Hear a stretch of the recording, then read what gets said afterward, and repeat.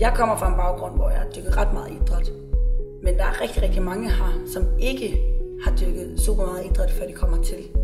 Altså noget af det, der er super lækkert ved at være her, det er, at underviserne er så gode til at inkludere alle i træningen og sørge for, at der er øvelser til alle. Så hvis man kommer uden en idrætsbaggrund, så kan man sagtens være en del af træningen og fællesskabet, fordi det bliver så tilpasset den enkelte person.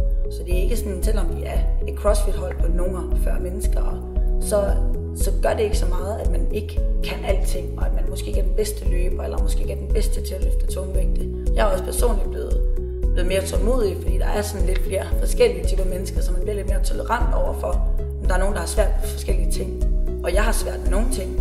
Og så lærer de andre, som er rigtig gode til de ting, som jeg er dårlig til, at blive tolerant over for mig i de situationer.